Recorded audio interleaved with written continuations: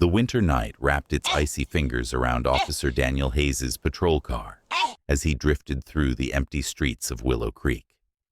It was past 2 a.m., the town asleep under a veil of snow and silence. Daniel's thoughts wandered, as they often did on these lonely graveyard shifts, to Sam, his old K-9 partner. 3 years had passed since Sam's death, but the ache remained sharp, unresolved, as if time had only buried the truth deeper. A sudden blur crossed the road. Daniel hit the brakes. In the beam of his headlights stood a large black dog, motionless, alert, eerily familiar. The proud stance, the tilt of the head, it struck him like a ghost. Daniel stepped out slowly, heart pounding against the cold. The dog didn't flinch, its amber eyes fixed on him with intelligent calm, as though it recognized him. He crouched, speaking softly. The dog didn't growl, didn't run, just watched. Daniel's flashlight caught a glint of metal around its neck. A tag. His fingers trembled as he reached for it, expecting anything but what he read. Sam Hayes, K-9 Unit 274, Willow Creek PD. He froze. That tag had been buried with Sam. He had placed it there himself, in a box, beneath soil still frozen from that cursed October.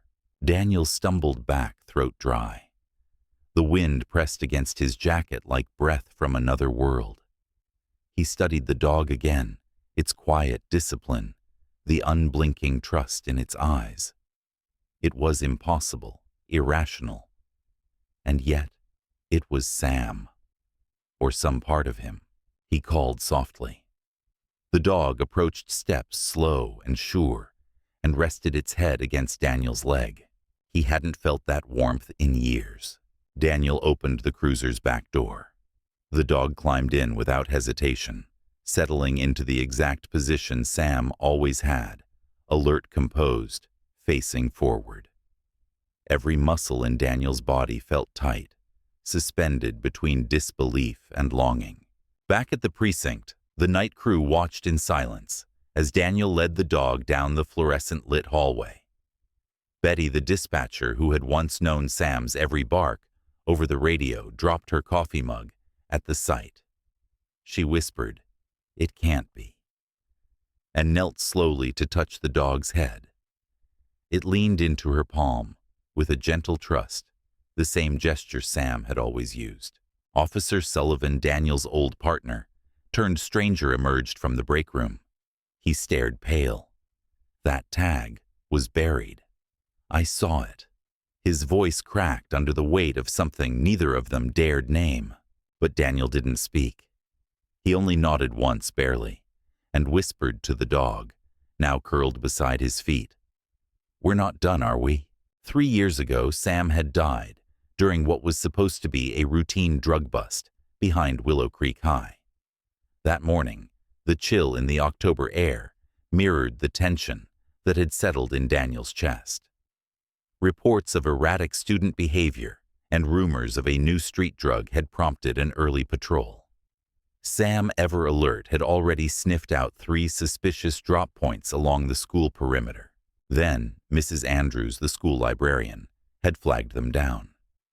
Strange noises were coming from the old maintenance shed behind the football field. Daniel, following protocol, called for backup. Sam's body language changed the moment they neared the shed, silent but hyper-focused. No growl, no bark, just tension in every step. Inside, they found something unexpected, a false wall, a cache of chemicals, and a filing cabinet that Sam would not leave alone. He pawed at it, whined, pressed his weight against it.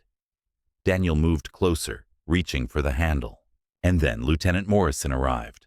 Daniel remembered the way Morrison barked orders, his sudden presence out of place for such a small operation.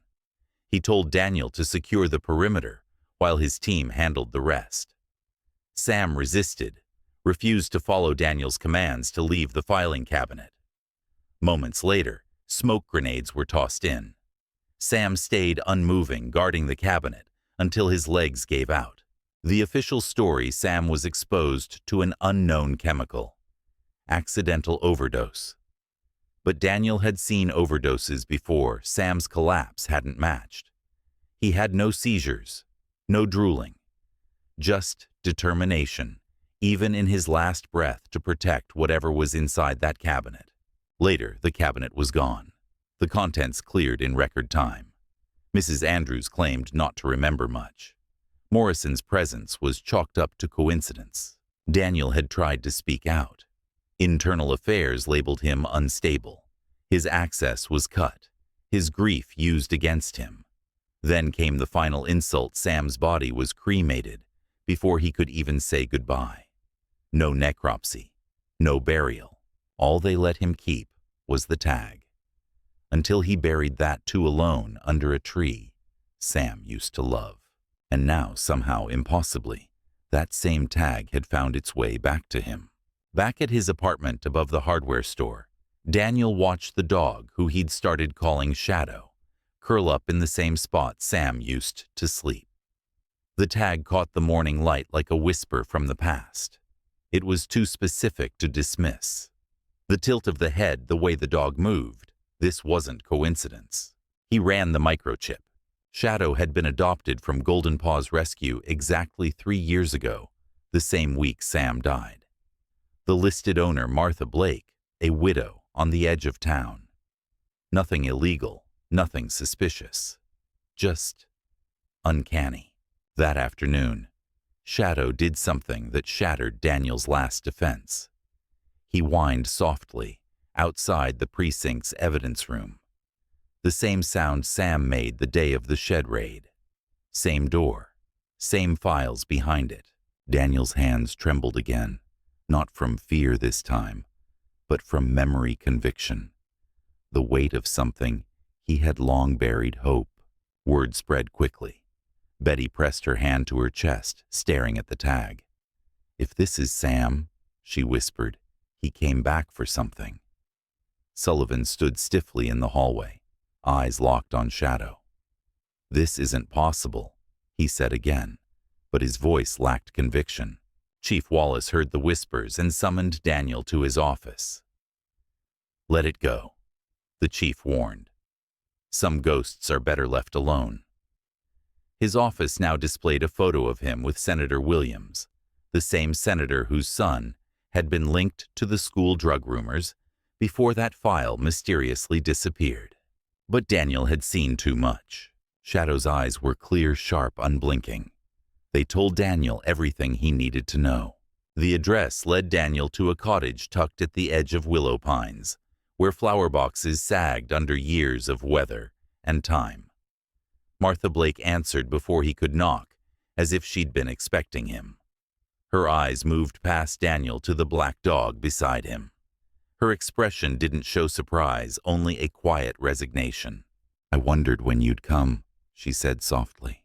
Inside, the walls were lined with photographs of dogs, rescued, trained, remembered. Over tea, she told him how Shadow had come into her life. He wasn't like the others, she said, hands trembling around a delicate china cup. It was like he was waiting. Daniel's attention caught on a framed certificate. Caroline Collins, a name he knew well, the K-9 specialist who disappeared 3 years ago, just weeks after Sam's death. "She was my best friend," Martha admitted. "She trained Shadow. Brought him to me the day before she vanished. Told me he was special. Said he'd find the right person when the time came." From a drawer, Martha produced a worn leather journal. Inside were pages of coded notes, some about training, others about missing dogs, school board meetings, odd student behavior. One line was underlined in shaky ink: "Hayes dog getting too close. Morrison involved. Protect the program." Caroline hadn't just vanished, she'd been silenced. And Shadow was never a rescue. He was Caroline's contingency plan. She said, "The less I knew, the safer I'd be." Martha whispered, her fingers tracing the tag on Shadow's collar. "But I think I understand now." Then, almost as an afterthought, Martha handed Daniel a small rusted key. "Storage Unit 23, Riverside Lock and Store. I've never been. Maybe you should. Daniel's pulse quickened. Shadow sat upright beside Martha, gently pressing his head against her lap, an echo of Sam's comforting instinct. The tag caught the light again. Not a relic, a signpost. Night had fallen by the time Daniel arrived at Riverside Lock and Store. Shadow moved beside him with the silent focus of a trained sentinel. Unit 23 sat buried in the far corner, overgrown with weeds. The key slid easily into the lock. Inside was everything Sam had tried to protect, and more. Metal filing cabinets identical to the one from the high school shed lined the walls. Inside, Caroline had compiled years of investigations folders from 5 counties, each marked with school names, K-9 deaths, and dates that aligned with missing evidence and redacted autopsies. Diagrams, photos, medical reports, every detail Sam had hinted at. One folder made Daniel's stomach drop. A financial ledger from Willow Creek High, showing large donations from a Shell Foundation, Youth Education Future. On the board, Morrison, Senator Williams, the school superintendent. Nearby, a drawer hidden beneath a false bottom, clicked open under Shadow's paw. Inside, a USB drive and a letter addressed to the officer who finds this. It was from Caroline. She described a drug not meant to impair, but enhance. Tested in schools. Fatal side effects. K-9 units had been their only obstacle. Trained dogs could detect the compound. So they were eliminated. Silently. Systematically. I trained one last dog, she wrote. Shadow. He can sense it but won't alert conventionally. I conditioned him to wait for the right handler. Someone who won't stop. As if on cue, Shadow tensed. Footsteps crunched the gravel outside. Flashlight beams swept across the storage lot. Daniel slipped out a rear door just in time to see Sullivan leading the search team. His heart dropped. They'd followed him here, but they were too late. The USB was in Daniel's pocket. The truth finally in motion, and Shadow Sam's legacy.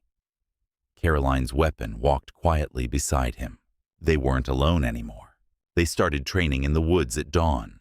Daniel followed the methods in Caroline's notes, testing Shadow's subtle alerts, an ear twitch, a tail flick, a slight pause. These were no ordinary signals. Shadow had been designed to survive.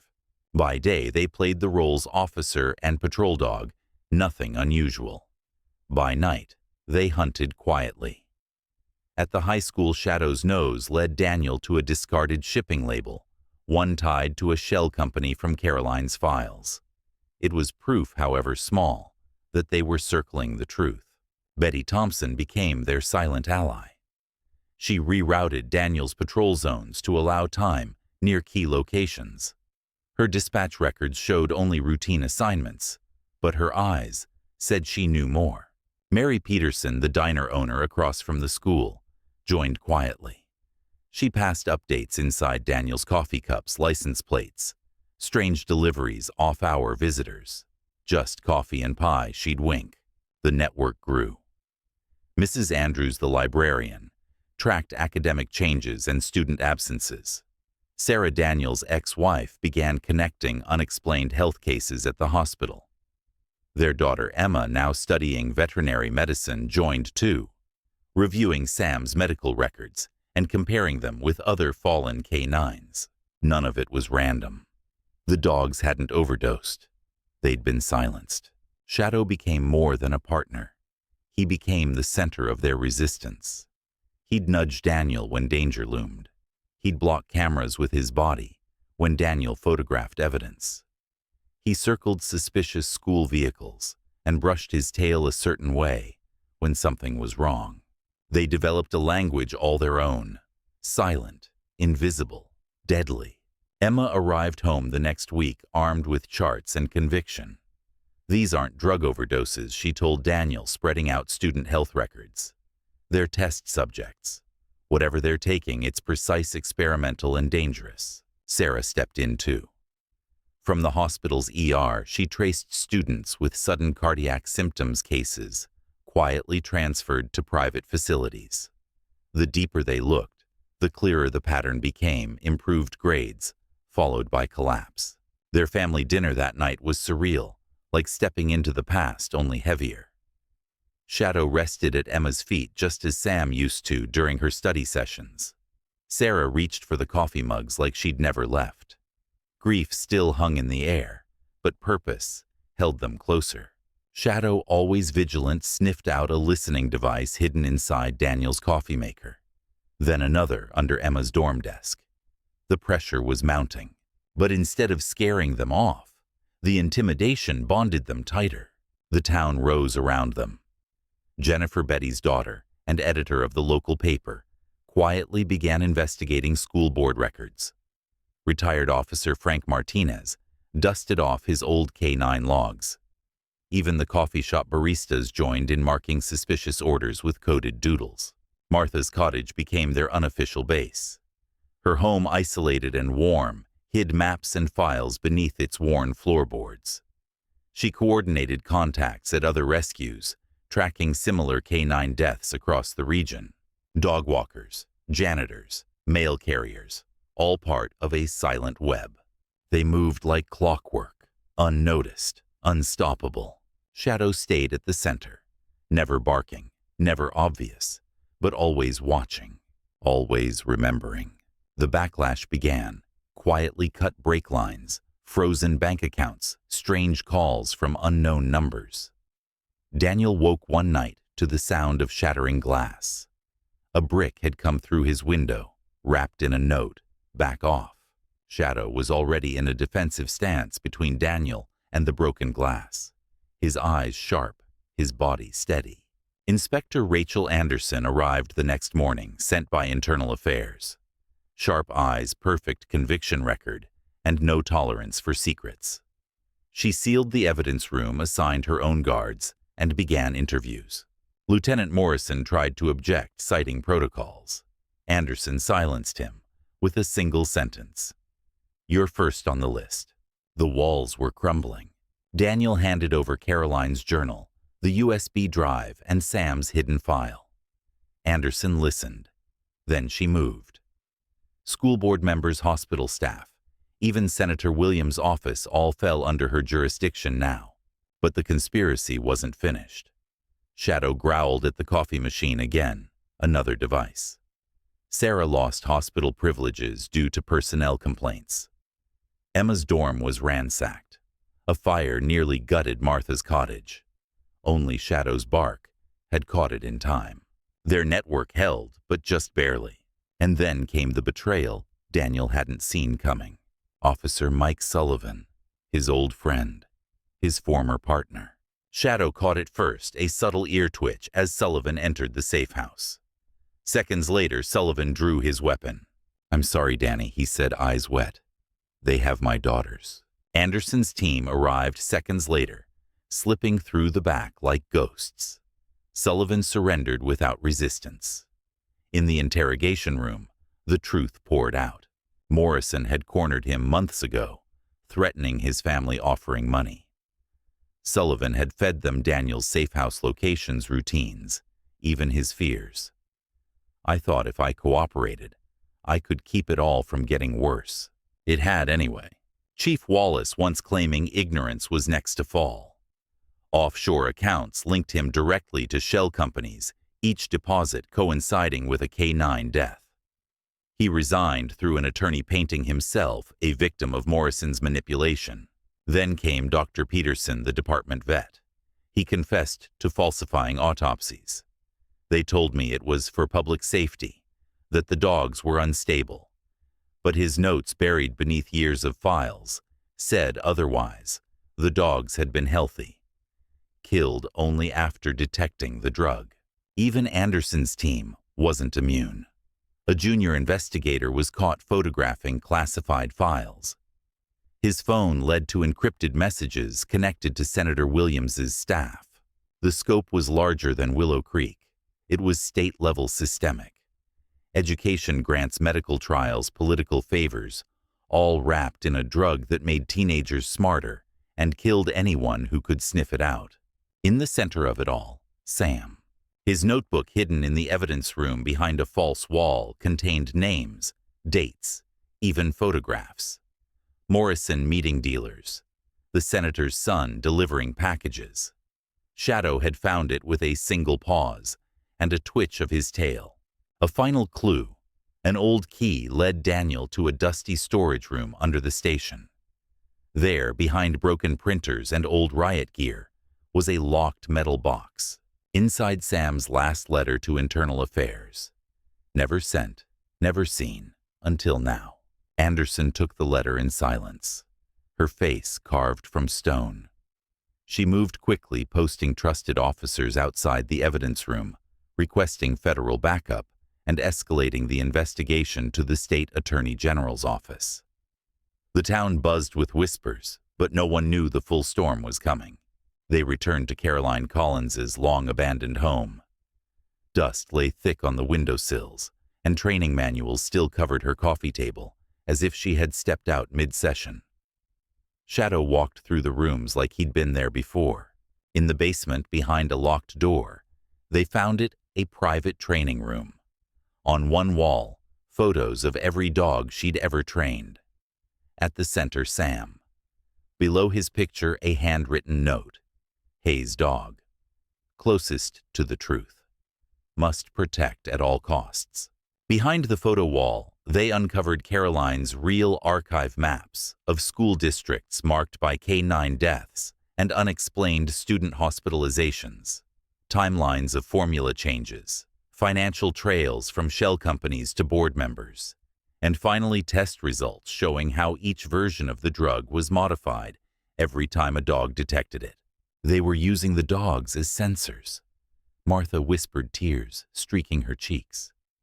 When one could smell it, they changed the formula and killed the dog. Shadow scratched the bedroom floor.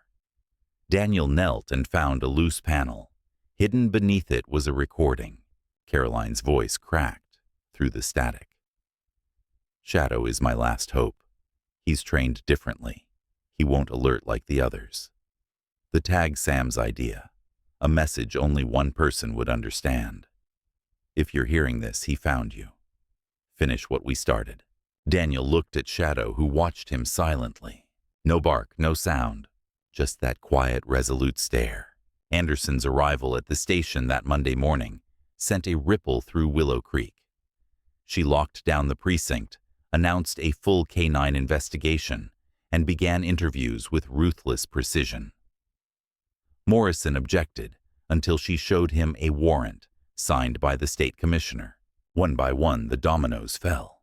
Betty's dispatch records showed calls, deleted logs altered. Tech teams recovered security footage that had been wiped. Financial trails linked Morrison and others to a private firm used on the night of both Sam's death and Caroline's disappearance. But the operation was desperate now. A surveillance device was found in Daniel's coffee maker. His car brakes were cut. Emma's laptop was stolen, her dorm bugged. Martha's home caught fire. Shadow saved them each time, alerting, before harm struck. His quiet defense became legend among those who now believed. The final betrayal was Sullivan. His gun, his confession, his guilt. But even he had become a victim of the machine. Shadow continued, leading Daniel through every step, from revealing hidden files to blocking cameras, to nudging when emotions ran high. He carried Sam's mission in every movement. Eventually, Anderson held a press conference. Indictments were issued. The senator resigned. The school board collapsed. Chief Wallace vanished from town. But the real victory was quieter files released to grieving families. K-9 deaths publicly reclassified, and a new national standard drafted for K-9 evidence handling. That night, in the still quiet of Daniel's apartment, Shadow curled in the same spot Sam used to rest. Outside, for the first time in years, it snowed. Daniel sat beside him, hand resting on his fur. "We did it," he whispered. Shadow didn't move, just blinked slowly, then leaned into him. Not a bark, not a howl, just silence and peace.